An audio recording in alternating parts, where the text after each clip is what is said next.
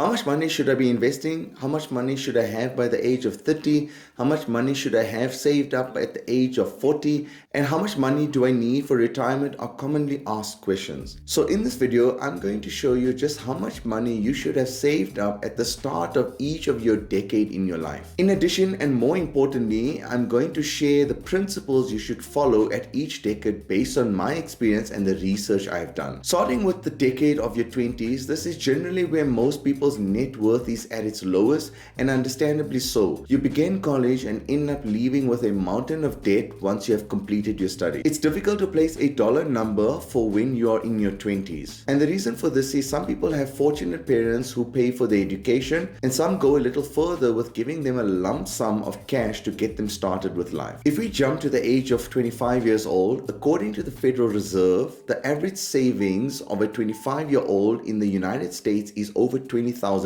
However, averages are usually skewed by the select few individuals who are extremely privileged. The number which makes more sense to look at is the median, which is what the majority of people have, which is just a little over $5,000. In your 20s, it's not just about the amount of money you have saved up, but the financial habits and principles that you should and need to follow that will pay off massively for the decades to come. So with that said, some of the key things to focus on in your 20s is that firstly, you should focus on paying off your small high interest rate debts. These are your credit card repayments. These sort of debt will increase way faster than any of your investments will. The best way to keeping more of what you make is by paying this off first. Make it a priority. Secondly, track your income and expenses. This is crucial to identifying where you are overspending and how much per month you are saving. Have a look at this image for a guide on how to create a budget sheet. Creating it to track your income and expenses can be extremely simple. Let me know in the comment section if any of you are interested in having a budget template. If enough people are interested, I'll leave a template attached in the description box below. Number 3, create an emergency fund. This is ideally 3 to 6 months of your living expenses, but when you are a little younger in your 20s,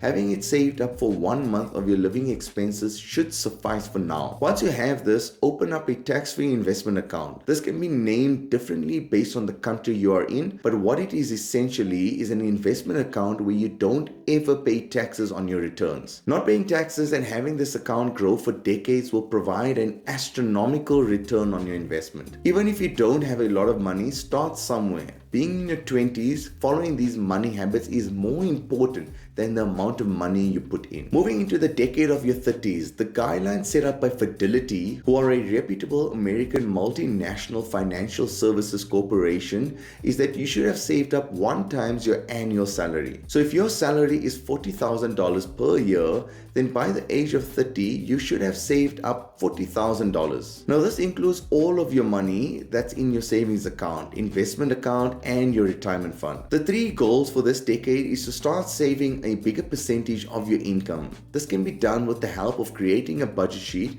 which you did in your 20s. By going into the details of your expenses, you'll be able to identify your bad spending habits and cut them out, which will result in higher savings. Aim for at least 15%. Number 2, avoid increasing your spending just because your salary increases. This is extremely difficult to do, but the more you save now, the less of a financial stress you will have when you are older. And number 3, work towards becoming debt-free, except for your mortgage. Moving on to the next decade, your 40s. So the guideline set up by Fidelity was to have 1 times your salary in savings at the age of 30, 2 times your salary at the age of 35, and 3 times at the age of 40. Most of you listening here may be a little surprised to hear that. How is it even possible? I'm here to tell you that it is possible if you have followed the guidelines in the previous decades. Let me break it down for you with the use of an example. The goal is to have saved up 3 years of your salary by the age of 40. So $40,000 times 3, the total is $120,000. By the time you are 30, you would have already saved up $40,000. Now, had you put that into the S&P 500, which has generated on average since inception 10% per year,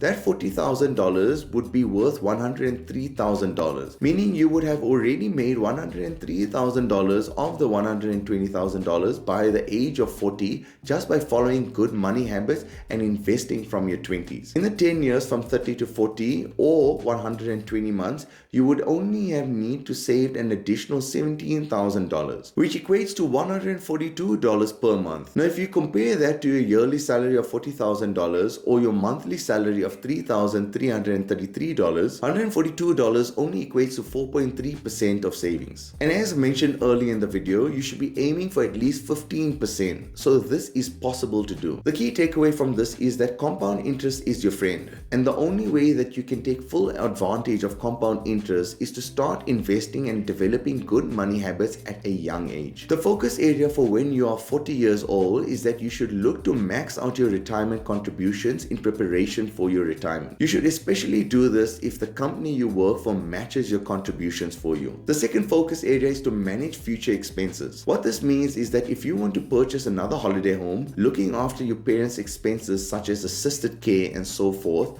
those expenses are big. So manage these along with your other future expenses. Moving on to the fifth decade of your life, saving starts to become a little bit more ambitious as the guideline set up by Fidelity states that you should have saved up 6 times your yearly salary. So 6 times $40,000, reaching a total of $240,000. So we will use the same example as before. If you have managed to reach your financial goals when you were in your 20s, 30s and 40s, then reaching the goal in your 50s should be doable. Let's break down the numbers once again. By reaching each of your decade goals at the age of 40, you would have saved up $120,000. Now at the age of 40, putting the $120,000 into the S&P 500 at a return of 10% per year, you would have made over $300,000 by the time you turn 50. But of course, this is the S&P 500. Markets can make a net return of negative 15% for the year as well. So there's always a possibility that you will make less than $250,000. However, in those 10 years from the ages of 40 to 50, you would have been saving more money from the income you receive. So it should still be very possible to make 6 times your salary in savings by the age of 50. At this age, you want to focus on preserving your money considering you're getting closer to retirement. So instead of having all your money in a risky asset such as an S&P 500 index fund, consider putting half of it into an investment fund where you don't stand any chance of losing the money, such as a fixed deposit or bonds. The second thing you want to do is focus on setting out a plan on how much money you expect to withdraw every month to live off of, but still ensuring that the amount of money you have saved up does not reduce with the help of compound interest. And the reason for this is, of course, you don't want to end up withdrawing everything by the age of, let's say, 85 and then not having any money going forward. Moving on to the 6th decade and beyond, the guideline set up here is to have 8 times your salary saved up. Once again, I think that's possible to achieve if you just follow the principles set up in the prior decades. I would like to make it very clear that these guidelines do not take into account any major expenses that you may have or situations where you may not have had an income for a period of time. In addition, starting with this plan with $0 at the age of 40 also may mean that you would be unable to meet the guidelines. If you have liked this video, then consider watching my video about the 7 differences between the rich and poor, which I think you will enjoy. Like and subscribe for more, and see you guys in the next video.